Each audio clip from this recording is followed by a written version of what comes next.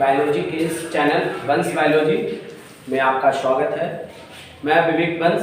अब आप लोगों को मैं 12th क्लास का विषय सूची क्रमबद्ध तरीके से पढ़ाऊंगा। 12th क्लास में 5 यूनिट पढ़ना है। हम लोग आज स्टार्ट करेंगे यूनिट फर्स्ट के अंतर्गत हम लोगों को 4 चैप्टर पढ़ना है। फर्स्ट चैप्टर का नाम है जीवों में जनन, इसे इंग्लिश में हम लोग रिप्रोडक्शन इन ऑर्गेनिज्म बोलते हैं। सेकंड चैप्टर का नाम है पुष्पी पादपों में लैंगिक जनन, sexual reproduction in flowering plants. Third chapter है मानव जनन, ह्यूमन रिप्रोडक्शन। फोर्थ चैप्टर है जनन स्वास्थ्य, रिप्रोडक्टिव हेल्थ। अब हम लोग फर्स्ट चैप्टर स्टार्ट करेंगे जीवों में जनन।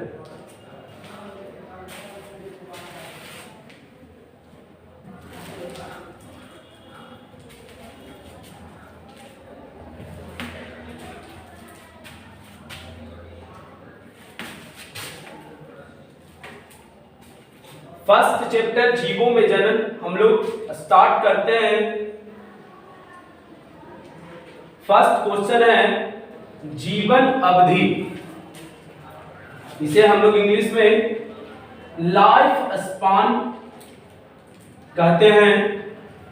सबसे पहले हम लोग जीवन अवधि को परिभाषित करेंगे। परिभाषित करने के लिए हम लोग एग्जाम्पल के तौर पे मनुष्य को लेते हैं। मनुष्य का उम्र सीमा लगभग 70 वर्ष होता है। किसी भी जीव का जन्म लगभग 2000 ईस्वी में होती है और उसकी मृत्यु 2070 ईस्वी में होती है। तो जन्म से लेकर इसके मृत्यु तक के बीच के समय को इस जीव का जीवन काल कहलाता है। हम लोग इसे सजा करके लिखना है, किसी भी जीव का जन्म से लेकर उसके प्राकृतिक मृत्यु तक का समय उस जीव का जीवन काल कहलाता है।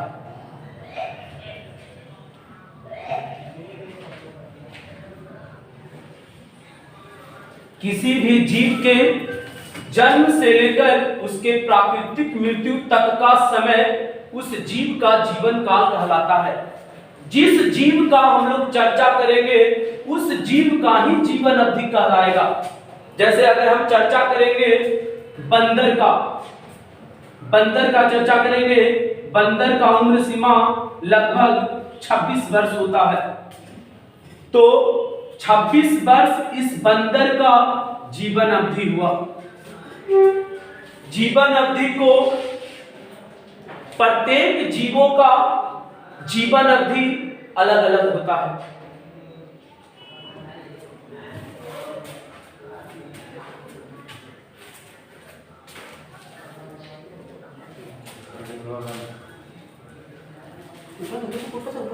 जीवन अवधि से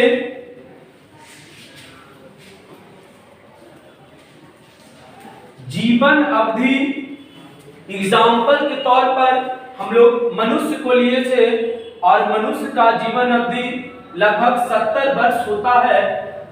अगर 70 वर्ष किसी जीव का जन्म, मनुष्य का जन्म 2000 ईस्वी में हुआ है और 2070 ईस्वी में इस मनुष्य का मृत्यु हो गया, तो 70 वर्ष के बाद पृथ्वी पर ऐसा नहीं है कि पृथ्वी पर सारे मनुष्य प्रजाति समाप्त हो जाते हैं, समाप्त नहीं होते हैं। इसके लिए मनुष्य अपने अस्तित्व को बनाए रखने के लिए जनन करते हैं। मनुष्य अपने अस्तित्व को बनाए रखने के लिए जनन प्रक्रिया करते हैं। तो अब हम लोग का क्वेश्चन जीवन अवधि से हटकर जनन प्रक्रिया पर आ गया है, जनन क्वेश्चन पर आ गया है। अब हम लोग जानेंगे कि जनन क्या होता है, जनन कितने प्रकार के होते हैं। अब हम लोग जनन को पढ़ेंगे, क्योंकि जीवन अवधि को बनाए रखने के लिए जीव जनन प्रक्रिया करते हैं। अब हम लोग जानेंगे कि जनन क्या होता है। दुनिया का कोई भी जीव अपने जैसा संतान को उत्पन्न करता है, वह प्रक्रिया जनन कहलाता है। जनन सजीवों का प्रमुख लक्षण होता है। जनन से जीव अपने अस्तित्व को बनाए रखते हैं। कोई भी जीव अपने जैसा संतान को उत्पन्न करता है तो उस प्रक्रिया को जनन कहते हैं। जनन सजीवों का प्रमुख लक्षण होता है। इससे जीव अपने अस्तित्व को बनाए रखते हैं। अब हम लोग जानेंगे कि जनन कितने प्रकार के होते हैं। अब हम लोग जानेंगे कि जनन मुख्यतः दो प्रकार के होते हैं। पहला का नाम है लैंगिक जनन और सेकंड का नाम है अलैंगिक जनन। लैंगिक जनन को इंग्लिश में हम लोग सेक्सुअल रिप्रोडक्शन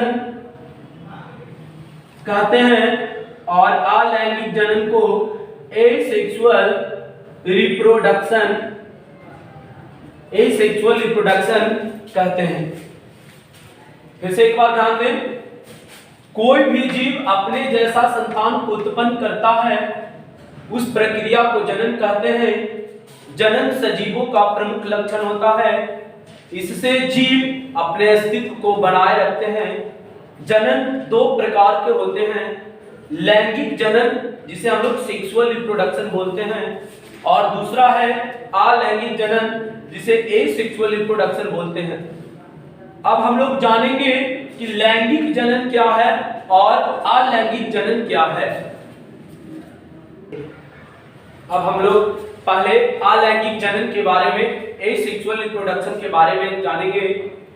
अलैंगिक जनन वैसा जनन होता है जिसमें एक जनक जीव से संतान की उत्पत्ति होती है। वैसा जनन जिसमें एक जनक जीव से संतान की उत्पत्ति होती है अलैंगिक जनन कहलाता है। जब एक जनक जीव से संतान की उत्पत्ति होगी तो निश्चित रूप से इसमें युग्मक संगलन नहीं करेगा। जैसे आपको बताएं, अमीबा, केचुआ, अमीबा से उत्पन्न संतान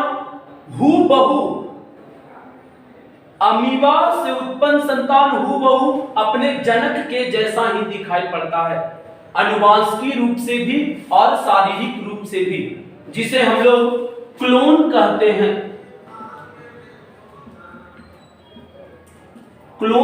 हैं। जैसे देखते हैं, अमीबा जब संतान को जन्म देता है तो शारीरिक और आनुवांशिक दोनों एक समान होता है, जिसे हम लोग क्लोन कहते हैं। ऑब्जेक्टिव के लिए ऐसा आ सकता है क्वेश्चन कि क्लोन किस जनन में उत्पन्न होता है, तो अलैंगिक जनन में। एक बार फिर से हम लोग ध्यान देंगे कि अलैंगिक जनन है क्या। वैसा जनन जिसमें एक जनक जीव से संतान की उत्पत्ति होती है उसे अलैंगिक जनन कहते हैं। निश्चित रूप से एक जनक जीव से जब संतान की उत्पत्ति हो रही है तो इसमें युग्मक संगलन नहीं करेगा, जैसे अमीबा, केचुआ। इससे उत्पन्न संतान अपने जनक के जैसा दिखाई पड़ता है। जैसे ये आपका अमीबा है, अमीबा जनक जीव हो गया, और इससे जो संतान उत्पन्न हुआ अपने जनक के जैसा हूबहू दिखाई पड़ता है। अलैंगिक जनन में क्लोन उत्पन्न होता है। कोई आपसे सवाल करेगा कि क्लोन किस जनन में उत्पन्न होता है, तो आप उसे आसानी से बताइए, अलैंगिक जनन। अब हम लोग सेकंड लैंगिक जनन, सेक्सुअल रिप्रोडक्शन के बारे में पढ़ेंगे। अलैंगिक जनन में हम लोग जाने कि एक जनक जीव से संतान की उत्पत्ति होती है। लैंगिक जनन में जानेंगे वैसा जनन जिसमें दो विपरीत जनक जीव से, वैसा जनन जिसमें दो विपरीत जनक जीव से संतान की उत्पत्ति होती है, उसे लैंगिक जनन कहते हैं। जैसे आपको बता दे, मनुष्य, हाथी, घोड़ा, बकरी इत्यादि। लैंगिक जनन में दो विपरीत जनक जीव, एक नर और दूसरा मादा। ऐसा नहीं कि नर में भी जनन होती है, मादा में भी जनन होती है, तो दो जनक जीव ले लिए तो दोनों नर ले लिए। जब भी लेंगे तो विपरीत जनक जीव लेंगे, नर और मादा। नर, अब इसका युग्मक, नर का युग्मक शुक्राणु कहलाता है और मादा का युग्मक अंडाणु कहलाता है। जब शुक्राणु और अंडाणु आपस में मिलेंगे, उस प्रक्रिया को लैंगिक जनन कहेंगे। जब इसमें दो विपरीत जनक जीव है तो निश्चित रूप से इसमें युग्मक का संगलन होगा, इसमें युग्मक का संगलन होगा। जिस प्रकार से आपको बताया गया था कि अलैंगिक जनन में क्लोन उत्पन्न होता है, उसी प्रकार से लैंगिक जनन में भिन्नता उत्पन्न होता है। हम देखते हैं कि लैंगिक जनन में भिन्नता कैसे उत्पन्न होती है। नर, इसका डीएनए, इसका युग्मक, इसके युग्मक में अलग डीएनए पाया जाता है। इसके युग्मक में जो डीएनए पाया जाता है, नर युग्मक में जो डीएनए पाया जाता है और मादा युग्मक में जो डीएनए पाया जाता है, दोनों अलग अलग होता है। और ये दोनों डीएनए आपस में आकर के मिलता है तो ये अलग डीएनए का फॉर्मेशन करता है, तो इससे उत्पन्न संतान में भिन्नता पाया जाता है। तो इस प्रकार से पूछेगा आपसे कि भिन्नता किस जनन में होती है, तो भिन्नता लैंगिक जनन में उत्पन्न होता है। जैसे आपको अलैंगिक जनन में क्लोन उत्पन्न हुआ, उस प्रकार से लैंगिक जनन में भिन्नता उत्पन्न होता है। अब हम लोग जानेंगे कि अलैंगिक जनन की कौन सी विधियां होती है।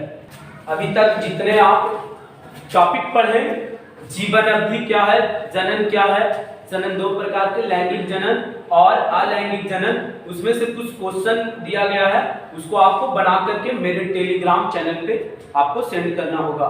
ठीक है, पहला क्वेश्चन है कि क्लोन किस जनन में उत्पन्न होता है। सेकंड क्वेश्चन है भिन्नता किस जनन में उत्पन्न होता है। थर्ड क्वेश्चन है अलैंगिक जनन और लैंगिक जनन में अंतर स्पष्ट करें। इसके पहले जो भी विद्यार्थी मेरे टेलीग्राम चैनल से जुड़े हुए हैं, उनको एक पेज का पीडीएफ मिला है, उसे भी याद करें। फिर नेक्स्ट वीडियो में मिलते हैं।